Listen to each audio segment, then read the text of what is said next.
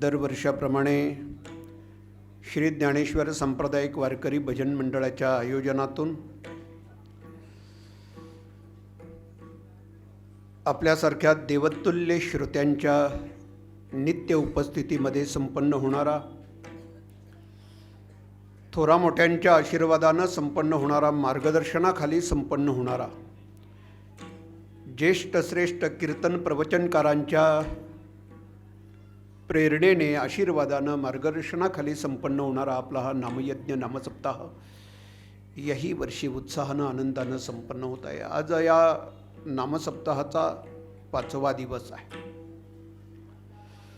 संपूर्ण दिवसभराच्या कार्यक्रमामध्ये यावेळेत आयोजित केलेले आहे कीर्तन आणि कीर्तन प्रसंगी भगवत सेवेसाठी निवडलेला अभंग जगद्गुरू श्री संत तुकाराम महाराजांचा 3 चरणाचा आपल्या पाठामध्ये चिंतनामध्ये असेल नसेल। महाराजांचं जीवन किती कर्मप्रधान आहे हा दर्शवणारा 3 चरणाचा अभंग आहे। संप्रदायातले आमचे स्नेही आदरणीय हरिभक्तीपरायण किशोर महाराज धोरी महाराजांनी हे आमंत्रण तुम्हा सर्वांच्या वतीनं माझ्यापर्यंत पोहोचवलं। एका संप्रदायातल्या छोट्या गृहस्थाला, छोट्या व्यक्तीला, छोट्या घटकाला तुम्हासारख्या देवतुल्य श्रोत्यांची सेवा करण्याचं भाग्य नेमकं माझ्या वाट्याला आलं। खरं म्हणजे मी आपला सर्वांचा ऋणी आहे।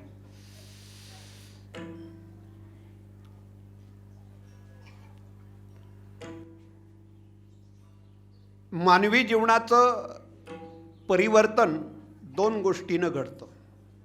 मानवी जीवनामध्ये जो बदल आहे तो 2 गोष्टीनं घडतो।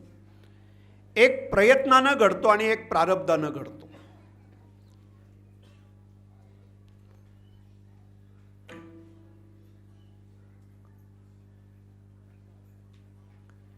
जीवनात येणारे बदल माणसं स्वीकारत असतात। कालौघामध्ये, काळाच्या ओघानं हे सगळे बदल, सगळे परिवर्तन माणसं स्वीकारतात। अगदी एखादा कर्मठ विचाराचा माणूस जरी असला तरी कालौघामध्ये काही बदल तो स्वीकारतो। हा जो जीवनातला बदल आहे, जीवनातलं जे परिवर्तन आहे ते 2 गोष्टीनं घडतं। एक प्रयत्नानं घडतं आणि एक प्रारब्धानं घडतं। त्याला प्रयत्नवाद आणि प्रारब्धवाद असं संत तुकाराम महाराजांनी म्हटलंय। महाराजांच्या 4-4.5 हजार अभंगाच्या गाथेमध्ये संत तुकाराम महाराजांनी प्रारब्धवाद सांगत असताना प्रयत्नवादासाठी जास्त अभंग खर्च केले। प्रयत्नवाद सांगण्यासाठी खूप अभंग महाराजांनी गाथेमध्ये आपल्यासाठी दिले। जसं प्रारब्धाने जीवनामध्ये बदल होतो तसं प्रयत्नाने जीवनामध्ये बदल होतो। आणि हा प्रयत्नवाद, ही कर्मप्रधानता संत तुकाराम महाराजांना या अभंगातून 2 दृष्टांत देऊन सांगायची आहे। 2 दृष्टांत आपल्या तसं माहितीतले आहेत, पाठातले आहे। संत तुकाराम महाराजांचा प्रयत्नवाद जर सांगायचा असेल तर आपल्याला पहिल्यांदा प्रारब्धवाद, जरी आजचा स्वतंत्र विषय नसला तरी प्रारब्धवाद काही अंशानं ऐकणं आहे, आपल्याला ऐकणंच आहे। कारण प्रयत्नवाद सांगायचा असेल तर प्रारब्धवाद सांगायलाच पाहिजे। प्रारब्धवादाविषयी संत ज्ञानेश्वर महाराजांचं 18व्या अध्यायामध्ये 2ऱ्या श्लोकावरती भाष्य करत असताना माऊली म्हणतात, का ललाटीचे लिहिले न मोडेगा काही केले, काळे गोरेपण धुतले फिटवणीने। कितीही अट्टहास करा, पण जे ललाटामध्ये लिहिलंय, प्रारब्धामध्ये लिहिलंय, नशिबामध्ये लिहिलंय, त्याचे काळे गोरेपण धुतले फिटवणीने, ते कधी बदललं जात नाही। ते प्रारब्ध लिखित 8व्या अध्यायामध्ये गीताकारांच्या 5व्या श्लोकावरती अक्षर ब्रह्मयोगाचं भाष्य करत असताना माऊली 5व्या श्लोकावरती लिहितात बघा, अंतकालेच मामे व स्मरण मुक्त्वा कलेवरम। संदर्भित ओव्या जर आपण पाहिल्या, तेवी मृत्यूजनी अवसरे एके, जे येऊनी जीवासमोर ठाके, होणे मग न चुके भलत या परी। काय म्हणतात माऊली, होणे मग न चुके भलत्या परे. त्याला प्रारब्धवाद म्हणतात. जे होणार आहे, जे निश्चित आहे, त्यामध्ये बदल होत नाही, करता येत नाही. संत ज्ञानेश्वर महाराजांचा जो साहित्यिक प्रभाव आहे, जो विचारांचा प्रभाव आहे, ज्ञानेश्वरीचा जो प्रभाव आहे, माऊलींच्या नंतर सगळ्या संतांच्या साहित्यावरती तो प्रभाव दिसून येतोय. वास्तविक संत ज्ञानेश्वर महाराजांनी 1296ला संजीवन समाधी घेतल्यानंतर 255 वर्षांनी एकनाथ महाराजांचा जन्म झालाय. 255 वर्षांनी. पण 255 वर्षांनीही संत एकनाथ महाराजांच्या साहित्यावरती, अभंगावरती संत ज्ञानेश्वर महाराजांच्या साहित्याचा आणि विचाराचा प्रभाव आहे. प्रारब्धवाद संत एकनाथ महाराजांनी त्यांच्या गाथेमध्ये मांडला. फार सुंदर अभंग आहे 3 चरणाचा. होणार जाणार न चुके कल्पांती, होणार जाणार न चुके कल्पांती, वाहुगी कुंठा कुंठी करोणी काय,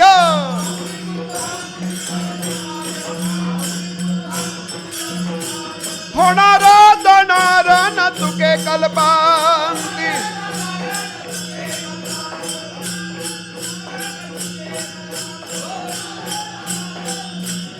वाहुगी कुंठा कुंठी करोणी काय.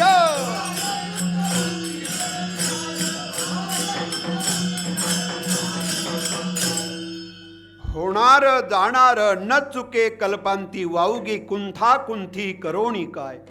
लिहिले संचिती न चुके कल्पांती, वाहुगीच भ्रांती फळ काय. एका जनार्दनी प्रारब्धाचा भोग करिता उद्वेग न टळेची.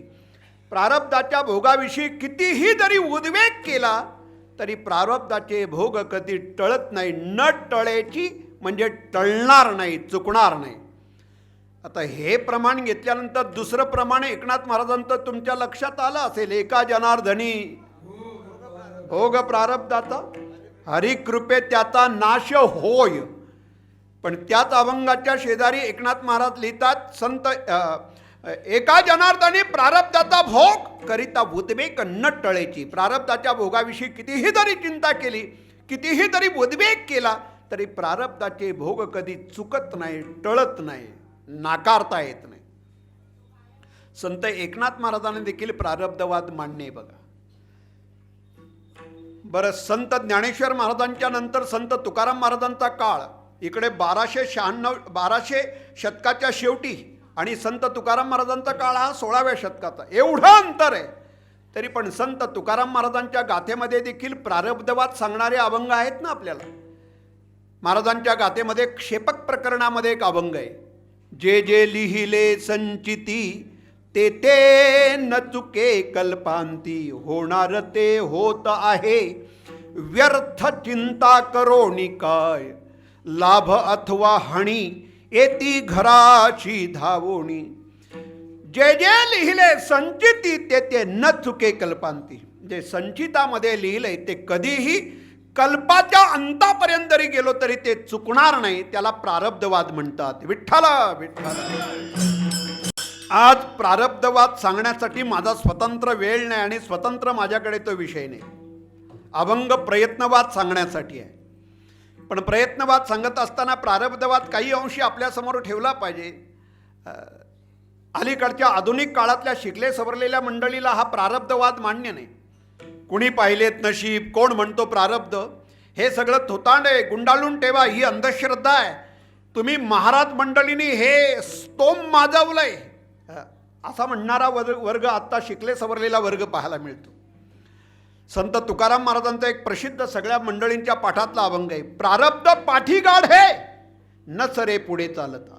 चालताना प्रारब्ध पुढे चालतात आणि आपण प्रारब्धाच्या मागे चालतोय. प्रारब्ध नेतील तिकडे आपल्याला जावं लागतं. ही स्वतंत्रता नाही, आपण नाही ठरवत. आज इकडे अंधारीमध्ये, मालपाडोंगरीमध्ये कीर्तनाला यायचं हे आपण नाही ठरवलं, हे पूर्वनियोजित आहे. इथं येणं निश्चित आहे, इथून कुठं जायचं हे निश्चित आहे, काय घडणार हे पण निश्चित आहे. अलीकडचा वर्ग या गोष्टी स्वीकारत नाही. मला वाटते त्यांच्यासाठी एक उदाहरण सांगतो आणि मग मी प्रयत्नवादाकडे वळतो. या वर्गासाठी एक उदाहरण सांगतो. आपल्या महाराष्ट्राला लागून मध्य प्रदेश आहे आणि मध्य प्रदेशची राजधानी उज्जैनी. या उज्जैनी नगरीचा राजा विक्रमादित्य, हे नाव सगळ्यांच्या ऐकिवात, माहितीत, पाठात, वाचनात आहे. राजा विक्रमादित्य. राजा विक्रमादित्याचा जो काळ आहे तो 400व्या शतकाचा काळ आहे. फार जुना काळ आहे. या राजा विक्रमादित्याच्या पदरी असं म्हणतात 9 रत्न होते. 9. आणि या 9 रत्नामध्ये एक मिहीर नावाचं रत्न होतं. अत्यंत प्रगल्भ विचाराचा माणूस, बुद्धिवान माणूस. ज्या मिहीरच्या विचारानं राजा विक्रमादित्याचा राज्यकारभार चालायचा. ही आपल्या देशाची परंपरा आहे. मी अनेक उदाहरणं आपल्या समोर देईन. आजपर्यंतचा इतिहास आहे आपल्या देशाचा की त्या काळामध्ये देशाचा राज्यकारभार राजा हा एका अत्यंत प्रगल्भ विचाराच्या माणसाच्या सल्ल्यानं, बुद्धिमान माणसाच्या सल्ल्यानं राज्याचा राज्यकारभार करत आला आहे. अशी उदाहरणं आपल्या देशामध्ये आहे. राजा विक्रमादित्याच्या पदरी हा अत्यंत प्रगल्भ विचाराचा बुद्धिमान माणूस, मिहीर नावाचा माणूस त्याच्या पदरी होता. इसवी सन 485 ते इसवी सन 590, 55 वर्ष जगला हा मिहीर. किती? 55 वर्ष जगला. की अलीकडच्या पिढीला हा प्रारब्धवाद मान्य नाही. 55 वर्ष जगलेला राजा विक्रमादित्याच्या पदरी असणारा अत्यंत प्रगल्भ विचाराचा माणूस, ज्याचं नाव आहे मिहीर. आणि एक दिवस या मिहीरनं राजा विक्रमादित्याला आव्हान केलं, राजा विक्रमादित्य, तुझ्या एकुलत्या एक मुलाचा मृत्यू वयाच्या 21व्या वर्षी, या महिन्यामध्ये, या आठवड्यामध्ये, या दिवशी आणि या वेळेमध्ये होणार आहे. दिवस सांगितला, संध्याकाळ 4ची वेळ सांगितली. या 4च्या वेळेला तुझ्या मुलाचा मृत्यू होणार आहे. राजा विक्रमादित्याने सांगितलं, हे उज्जैनी नगरीचं राज्य गेलं तरी चालेल, पण मी माझ्या मुलाचा मृत्यू होऊ देणार नाही. माझ्या मुलाचा मृत्यू होऊ देणार नाही. मिहीरने सांगितलं, राजा, प्रारब्धाच्या पुढे आणि नशिबाच्या पुढे कुणाला जाता येत नाही, जाता येणार. डॉक्टर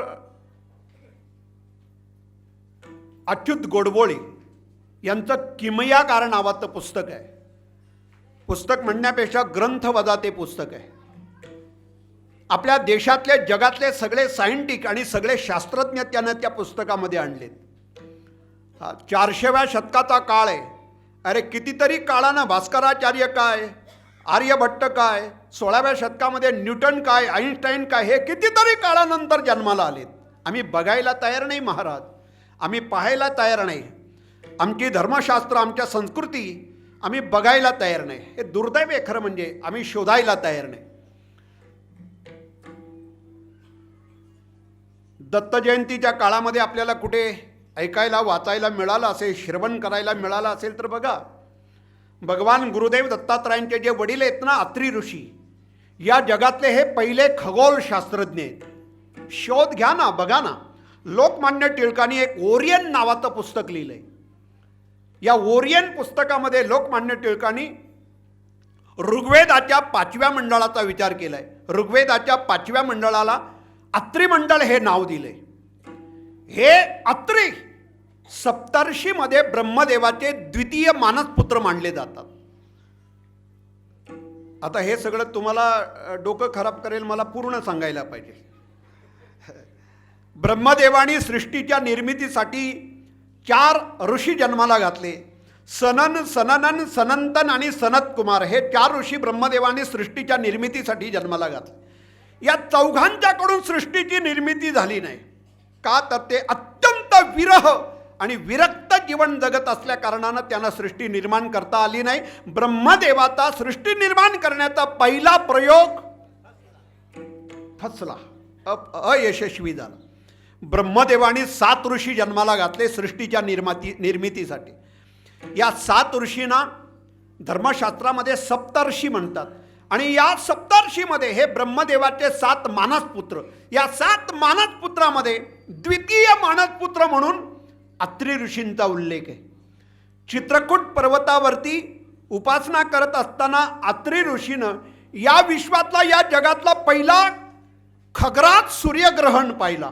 आणि खग्रास सूर्यग्रहण पाहिल्यानंतर त्यांनी खगोलशास्त्राच्या अभ्यासाला सुरुवात केली. 7,000 वर्षापूर्वीचा इतिहास, इसवी सनापूर्वीचा इतिहास मी आपल्यासमोर मांडतोय अत्री ऋषींचा. या जगातले पहिले शास्त्रज्ञ म्हणून अत्री ऋषींचं नाव उदयाला आलं. माझा विषय फक्त यासाठी अलीकडे या गोष्टी कुणी आम्ही बघायला तयार नाही. खरं म्हणजे पहिले ज्योतिषतज्ञ ग्रहणाच्या आकर्षण शक्तीची गोळाबेरीज करून गणिताचा पहिला सिद्धांत ज्यांनी मांडला, ज्योतिषशास्त्राचे प्रणेते ज्यांना म्हटलं जातं, ते वराह मिहीर. विठ्ठल विठ्ठल.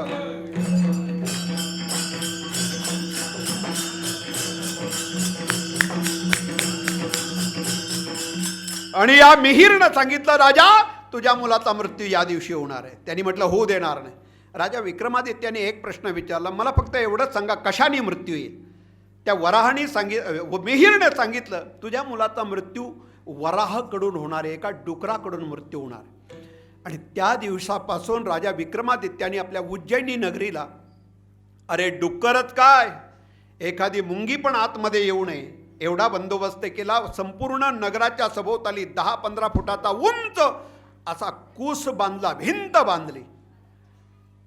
मृत्यूचा एक एक दिवस जवळ येऊ लागला, आयुष्याचा एक एक दिवस कमी होऊ लागला. कोण थांबवणार आहे त्या दिवसाला, कोण थांबवणार आहे. आणि करता करता करता 8 दिवस राहिले. मुलाला कंटाळवाणं वाटलं. 2 महिने राजवाड्यातून बाहेर काढलं नाही, नगरातून बाहेर सोडलं नाही. त्याला कंटाळवाणं वाटू नये म्हणून त्याचे सगळे मित्र जोडीदार राजवाड्यामध्येच आणून ठेवले. त्यांना खेळण्यासाठी वेगवेगळ्या प्रकारची खेळणी आणली. करता करता मृत्यूचा दिवस उजाडला. सकाळपासून सगळे मित्र, राजाचा मुलगा राजवाड्याच्या वरच्या मजल्यावरती बुद्धिबळाचा खेळ खेळत होते. तो मृत्यूचा दिवस होता. संध्याकाळची 4ची वेळ ठरली होती. बुद्धिबळाच्या खेळामध्ये सगळे मित्र असे खेळात गर्क झाले. बरोबर 2 वाजता विक्रमादित्याच्या राजाच्या मुलाला असं अस्वस्थ वाटायला लागलं. त्याने आपल्या मित्रांना सांगितलं, अरे अस्वस्थ वाटतोय. सगळ्या जोडीदाराने सल्ला दिला की तू वरच्या मजल्यावर जाऊन आराम कर. वरच्या मजल्यावरती तो विक्रमादित्याचा मुलगा गेला, आराम करायला गेला. पण त्या ठिकाणी त्याला अशी चक्कर आली, भोळ आली. आणि चक्कर येऊन तो मुलगा वरच्या मजल्यावरती असा खाली पडला. योगायोगानं, दुर्दैवानं एक लोखंडी वराहाच्या आकाराचं एक शस्त्र खाली पडलं होतं. आणि लोखंडी वराहाच्या आकाराचं शस्त्र त्याच्या शरीरामध्ये शिरलं आणि रक्ताच्या थारोळ्यामध्ये तडफड तडफड करत ठरलेल्या वेळेमध्ये संध्याकाळी 4 वाजता राजा विक्रमादित्याच्या मुलानं आपला प्राण सोडला. 4 वाजले, 4:30 वाजले, 5 वाजले.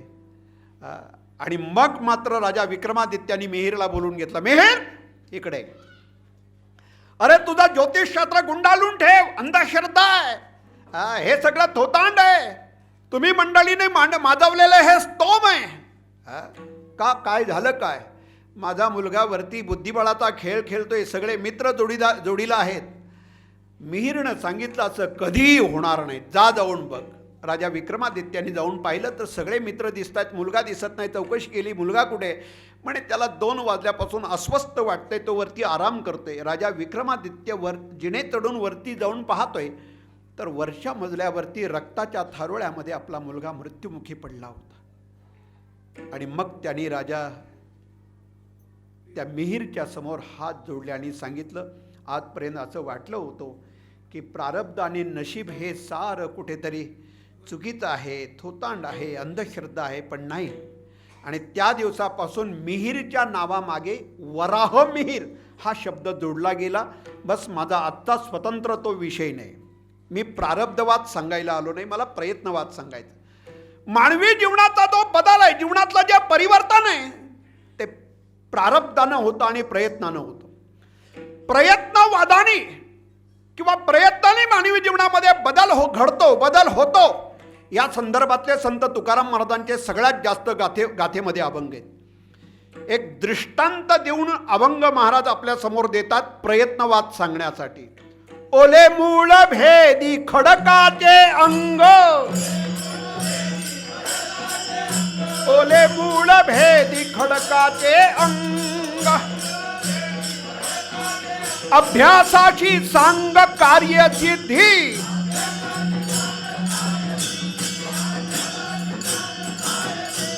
ओले मूळ भेदी खडकाचे अंग,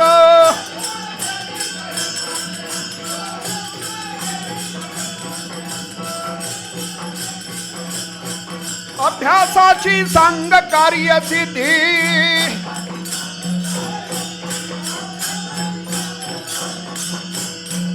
ओले मूळ भेदी खडकाचे अंग, अभ्यासाची सांग कार्यसिद्धी. महाराज म्हणतात अभ्यासाने कार्यसिद्धी होते, प्रयत्नाने असाध्यही साध्य करता येतं. त्याच्याकडे पाहिजे तो आत्मविश्वास पाहिजे, महत्वाकांक्षा पाहिजे, पराकोटीचे प्रयत्न पाहिजेत. म्हणून आपल्या भारतीय संस्कृतीचा सिद्धांत काय? आजही शाळा कॉलेजच्या मठ मंदिराच्या भिंतीवरती आमच्या भारतीय संस्कृतीचा सिद्धांत सुविचार वजा ते वाक्य लिहिलं जातं. केल्याने होत आहे रे आधी केलेची पाहिजे, यत्न तो देव जाणावा. तुम्ही कीर्तनामध्ये असणारे माता भगिनी, मला तुम्हाला असं विचारायचं आहे, वाळूचे कण घाण्यात रगडल्यानंतर तेल गळतं, हे तुम्ही पाहिलंय का? हे तुम्ही पाहिलंय का? वाळूचे कण घाण्यात रगडल्यानंतर तेल गळतं, हे पाहिलंय का? मग हे सुविचार वजा भिंती आपल्या भरतात. वाळूचे कण रगडिता तेलही गळे, पाहिलं? गळे ते पाहिलं का? नाही. मग विश्वास कसा ठेवतोय? हा आमच्या भारतीय संस्कृतीचा सिद्धांत आहे. आमची संस्कृती प्रयत्नाला देव मानते, कर्मप्रधानता आहे, नुसती कर्माला देव मानत नाही. मी तर त्याच्याही पुढे जाऊन सांगेन, आमची भारतीय संस्कृती कर्माच्या साधनाला पण देव मानते. नाही लक्षात आलं? कर्माच्या साधनालाही देव मानते. एक दोन उदाहरणं सांगतो. समजा घरामध्ये 2-3 वेळा आपण घरातला कचरा दिवसभरामध्ये काढतो. या कचरा काढण्याचं साधन काय हो? झाडू, केरसुनी कचरा काढण्याचं साधन आहे. बाजारातून नवीन झाडू आणली ना की पहिल्यांदा आमच्या माता भगिनी त्या झाडूला 2 हळदी कुंकवाची बोटं लावतात, पूजन करतात आणि नंतर ते वापरायला घेतात. कर्म तर देव आहेत, कर्माचं साधन पण देव आहे. काय गंमत आहे बघा. वर्षातून एकदा दिवाळीच्या सणामध्ये लक्ष्मीचं पूजन करत असताना घरातले सगळे पैसे दागदागिने एका पाटावर मांडले जातात आणि लक्ष्मीचं पूजन लक्ष्मी म्हणून झाडूचं केलं जातं. एका बाजूला झाडू मांडला जातो. कर्म तर देव आहेत, कर्माचं साधन पण देव आहे. आमची संस्कृती कर्मप्रधान आहे, कर्माला देव मानणारी संस्कृती आहे. संत तुकाराम महाराज दृष्टांत देत आहेत पूर्वीच्या काळाचा. गाव रचना असायची पूर्वी आणि या गाव रचनेच्या मध्ये असा भला मोठा पार असायचा. त्या पारावरती एक झाड असायचं आणि त्या झाडाच्या सावळीमध्ये त्या पारावर गावकरी, गावातली कारभारी मंडळी त्या पारावर बसायची आणि पारावर बसून गावाचा सगळा न्याय निवाडा करायची. त्याला पार व्यवस्था म्हणतात. कोर्ट काय, कचेऱ्या काय या बाबी त्या काळात नव्हत्या. पारावर बसूनच सगळ्या गावाचा न्याय निवाडा व्हायचा. पारावर बसणारी ही न्याय निवाडा करणारी मंडळी पारावर बसता बसता बसता बसता न्याय निवाडा करण्याच्या ऐवजी पारावर बसणारी मंडळी हळूहळू पारावरच्या नाही त्या गप्पा, नाही तो विषय येऊ लागला आणि पार व्यवस्था कालौघामध्ये ढासळून गेली. नाही त्या गोष्टी, नाही तो उद्योग पारावर होऊ लागला. या पारावरती एखादा लहानचं रोप झाडाचं लावलं जायचं. लहाचं पिंपळाचं, वडाचं रोप असेल आणि एकदा लावलं, त्या झाडाच्या मुळ्या अत्यंत कोमल पांढऱ्या कोवळ्या असायच्या. बोटानं दाबलं तरी ती मुळी तुटेल एवढ्या कोवळ्या मुळ्या असायच्या. पण एकदा लावलं ना की त्या झाडाच्या मुळ्या हळूहळू हळू जमिनीमध्ये वाढायला लागायच्या. यदा कदाचित त्या झाडाच्या मुळीला एखादा दगड, एखादा मोठा खडक जर प्रतिबंध करायला लागला, अडथळा करायला लागला, तर ते झाडाचं लहानसं मूळ काही दिवसानं त्या दगडाला भेग पाडायचं, तोडायचं, फोडायचं, त्याचा भेद करायचं. ओले मूळ भेदी खडकाचे अंग, आता साधी गोष्ट आहे, त्या झाडाच्या लहान कोवळ्या मुलाला दगड फोडणं सोपं आहे का हो? शक्य आहे का हो? कदापि नाही. पण हे कशानं शक्य झालं? अभ्यासाची सांग कार्यसिद्धी.